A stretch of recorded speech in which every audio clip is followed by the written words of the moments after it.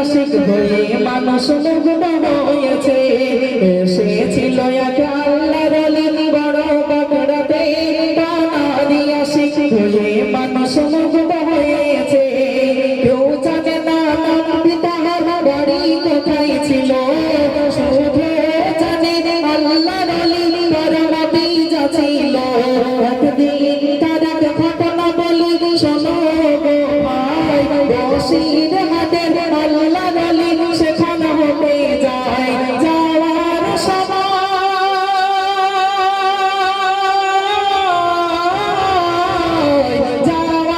সময় বলেন তিনি শোনো গো ভাই, শুয়ে আছে আল্লাহর ওলি দেখিতে আমি পাই। এসেছিল এক আল্লাহর ওলি বড় বাগড়াতে, তানারি আশিক হয়ে মানুষ মুগ্ধ হয়েছে।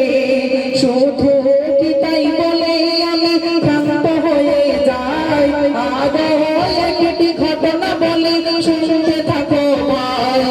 রাস্তা রওজার পাঁচিল ভাঙবে বলে ছবি করতে যাই, ছবিতে কিছু আসেনি, আসিল ধোঁয়াশায়।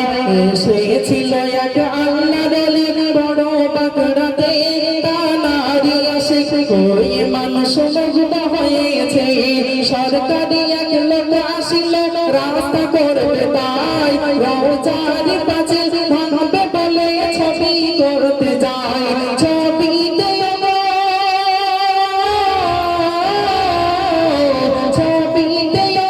কিছু আসেনি, আসিল ধোঁয়াশায়। অবশেষে তারা সবাই হতবাক হয়ে যায়। এসেছিল এক আল্লাহর ওলি বড় বাগড়াতে, তানারি আশিক হয়ে মানুষ মুগ্ধ হয়েছে।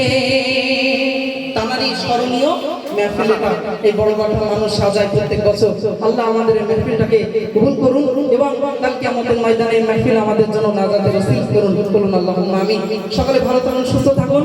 আল্লাহ চাইলে আবার সামনের বছর যদি আসলে একটা আমার ফাঁকা রাখতে হয়, কমিটি ভাইরা বলে যে আলামিন বাইরে তো সারা বছর অনুষ্ঠান করো, একটা দিন অন্তত গ্রামে দাও, তো সেই জন্য ফাঁকা রাখি। আপনাদের দোয়া ভালোবাসা দেবেন। আসসালামু আলাইকুম ওয়া রাহমাতুল্লাহি ওয়া বারাকাতুহু।